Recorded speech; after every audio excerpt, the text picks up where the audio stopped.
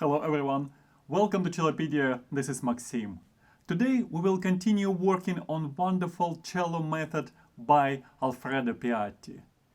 We will work on two etudes by Kummer and we will learn how to play with extensions. We will keep working on different shifts and we'll make sure that we make very good string crossings.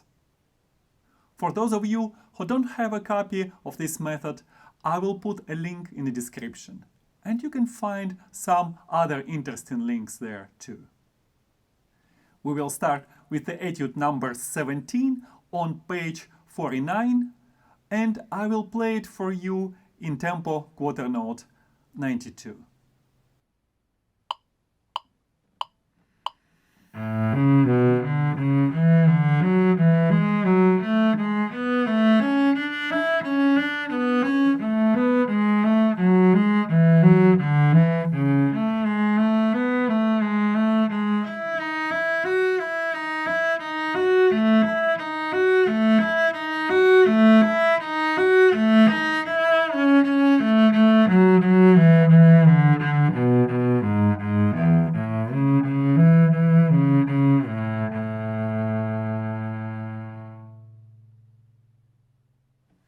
It's very short and melodic etude.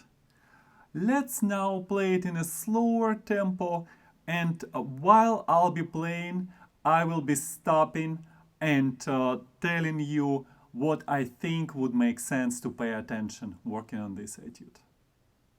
Right before you start playing, you might want to check your left hand position.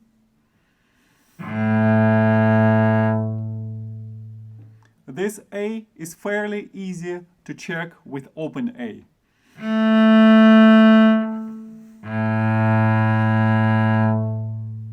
This A one octave lower than the open string. That means that should sound pretty much similar to the higher A. Remember, the notes with the same letter have a lot in common between each other. And it's good to know that they share a lot of overtones, partial sounds. That makes them to sound quite similar.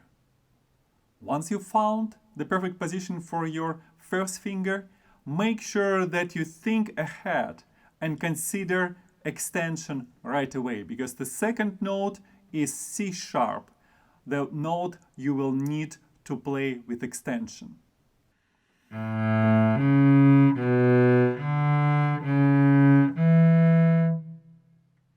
Another issue you want to work on is string crossing. Actually, not just one, but several string crossings in a row.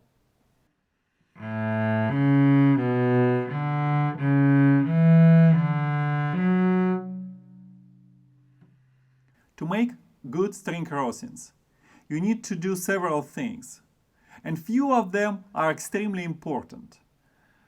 The first thing you have to remember is that when you move from the string to string, you need to change the bow angle, at least slightly.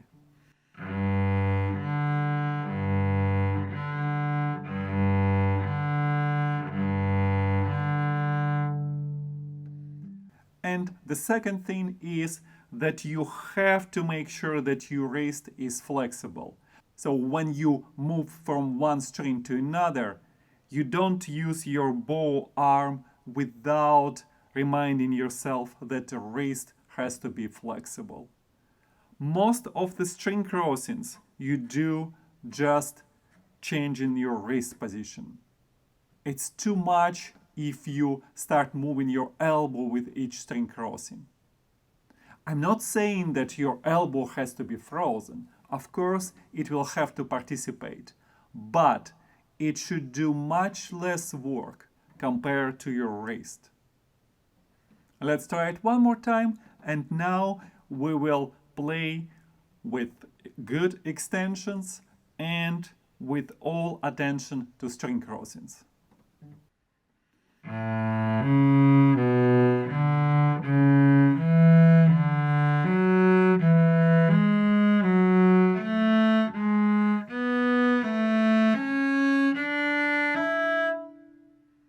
Now, to make a shift to the second position, C sharp, you have to take advantage of the open string right before that. When you play open string, you move your left hand. This way, when you have to play this C sharp with the first finger, then you are ready.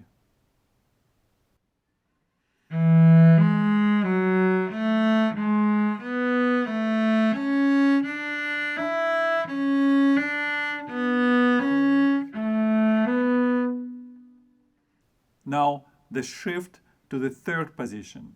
You don't have an open string before that, so it's trickier to make. You have to move your left hand faster, and you need to try to hide this shift as much as possible. The best way to do it is to use the time when you change the bow for string crossing and quick shift. You will have to practice a lot to achieve that, but your result should sound something like that.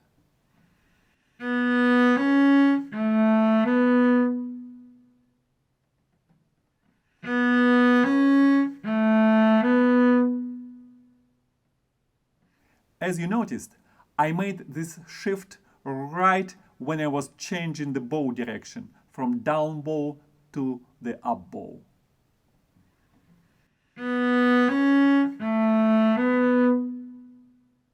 I would suggest spending more time working on this shift.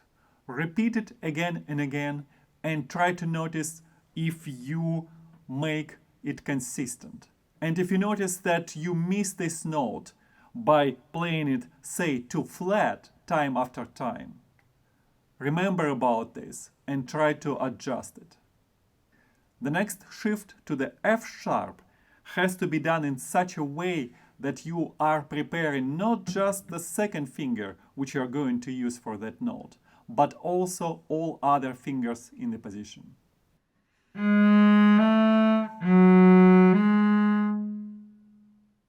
Beginning of the second line. Make sure that you save bow, because now you will have to use 8 notes per bow.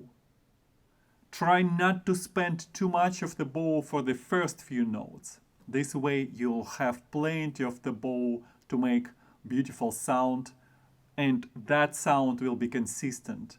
Doesn't matter if that's just the first note of the long slur or note number 7 or 8.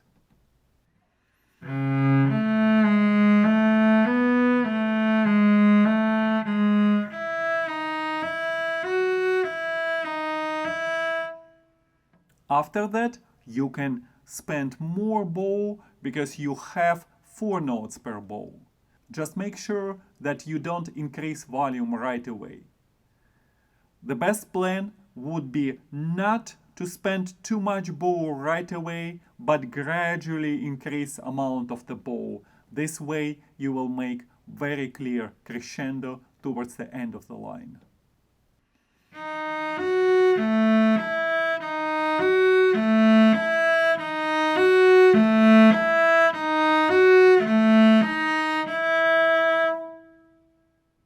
And after that, 2 notes per bow, spend more bow when you have to play forte, and then decrease amount of the bow when you have to make diminuendo and finish with piano.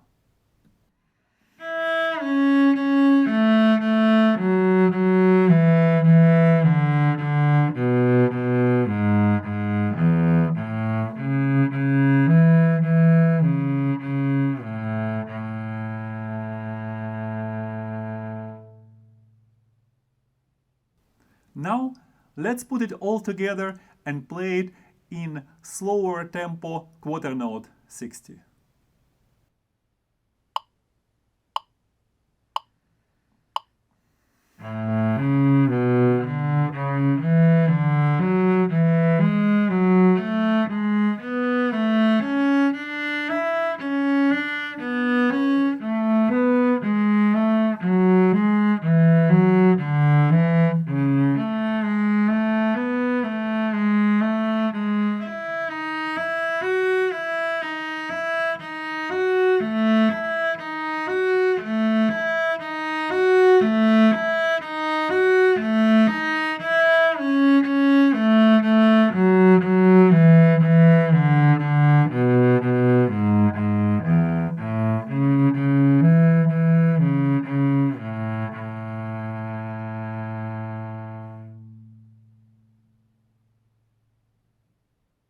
Before I move on to the next etude, I want to thank you all Cellopedia Patreon supporters.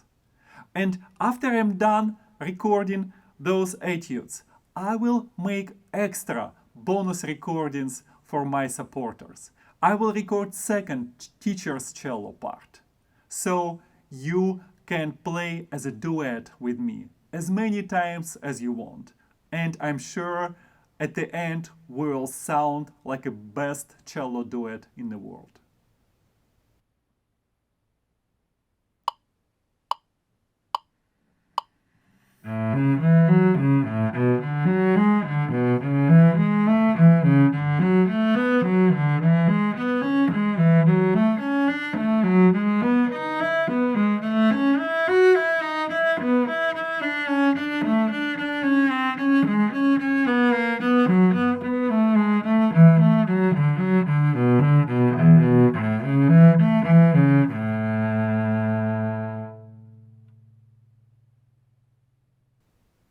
This is a tricky etude. It has many string crossings and shifts. If you play it with original bowings, you might to start working in a slower tempo, as we always do, and right away make sure that you remind yourself about your wrist flexibility and bow angle. The same thing we tried to master working on the etude number 17. Now I will play it in a slower tempo and I will stop a lot to talk about important things I think you need to pay attention to. I'm sure that you prepared your left hand position and you don't forget to breathe before you play. I just did it and right away I feel so good.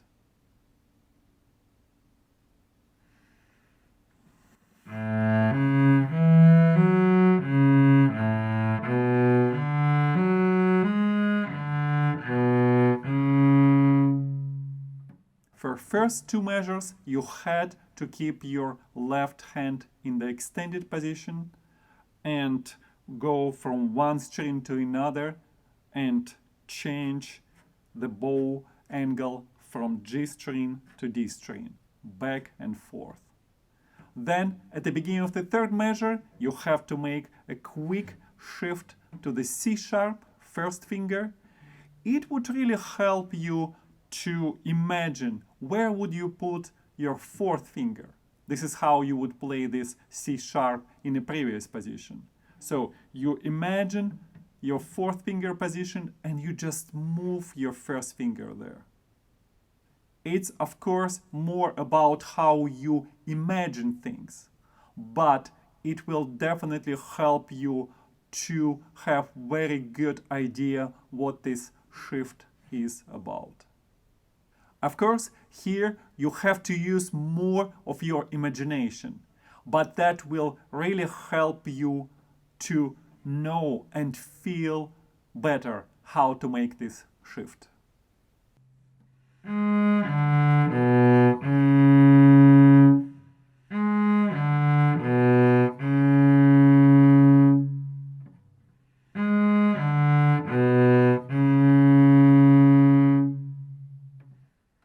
You make it several times, and I'm sure that you will start developing good muscle memory about this shift.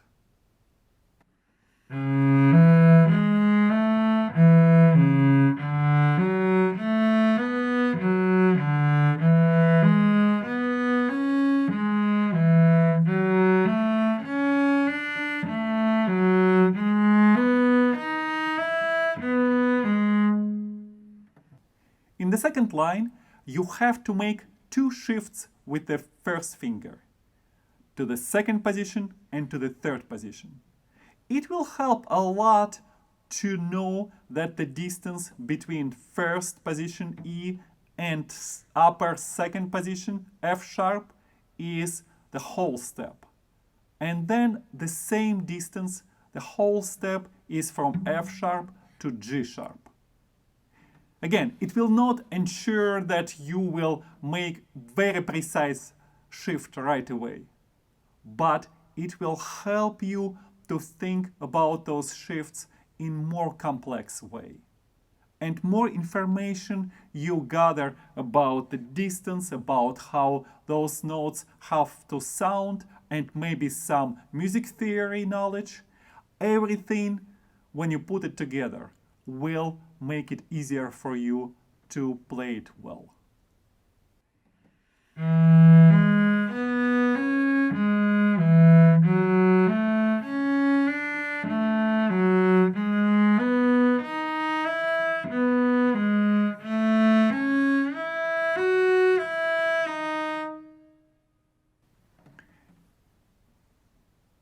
In the third line, you have to make few very interesting shifts. Here we have several instances when you have to play two notes with different fingerings. For example, in the first measure of the third line, you have to play E with the second finger and right away the same E with the fourth finger. It's much harder to do it well, because even if you miss the shift a little bit, it will be very obvious.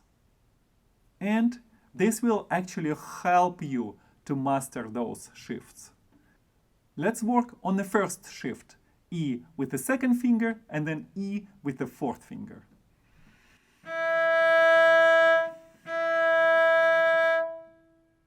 Let's play it a few more times.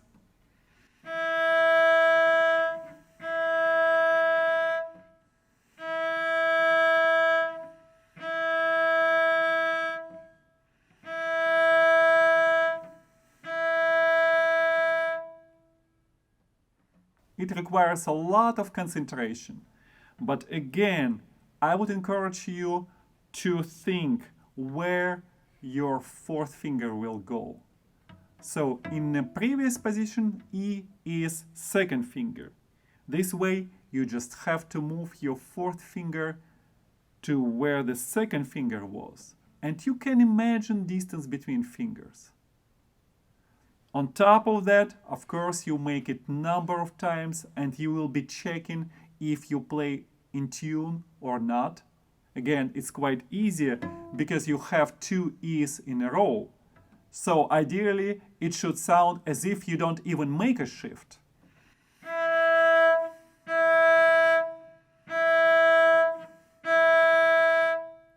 But actually, you will be making a shift.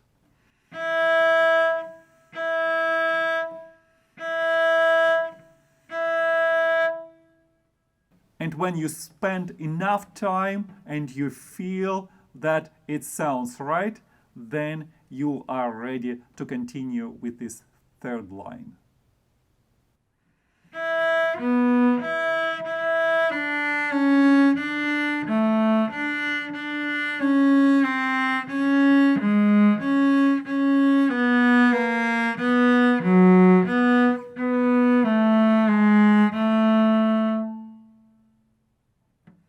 At the end of this line, you will have to make probably the hardest shift in this etude.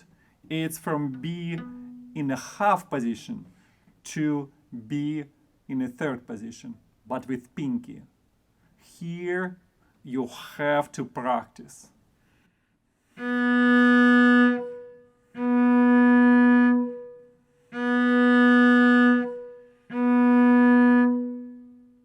By the way, I don't think it would be wrong to look at your left hand. You're not supposed to look much when you play in the first positions. Remember, usually when that happens, you have to move the cello away from yourself or tilt your neck. That will not serve you well. But when you play in the higher positions, what you have to do is you have to lower your head a bit and you can see it. Look, I would never recommend to mark your fingerboard. But you can look where this B is. And it's right where that imaginary line, if you trace the body of the cello over fingerboard. This is where this imaginary line would be.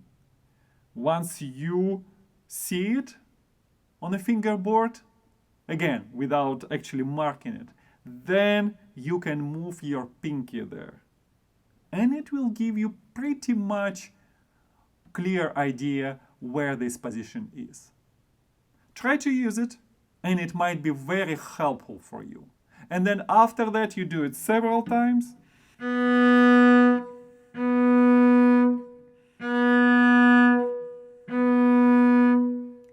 Then you can play it even without looking.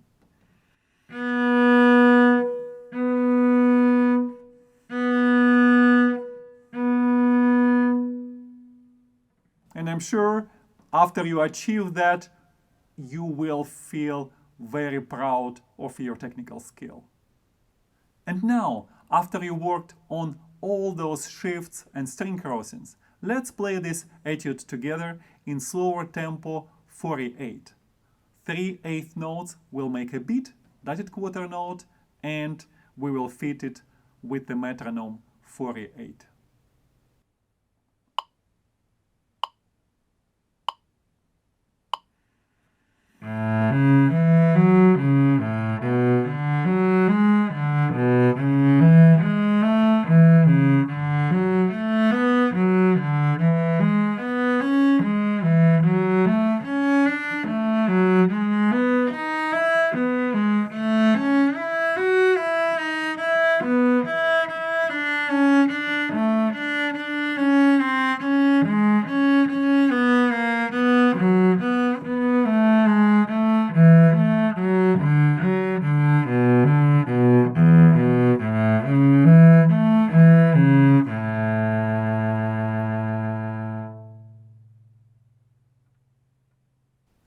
As always, try to play those etudes in different tempi, slower then faster, until you find your perfect tempo. It could be anything. Just one condition, it has to be steady. I hope you learned something new and interesting today, which will help you to be inspired to play cello, and you'll come back for next Cellopedia lessons soon. See you then.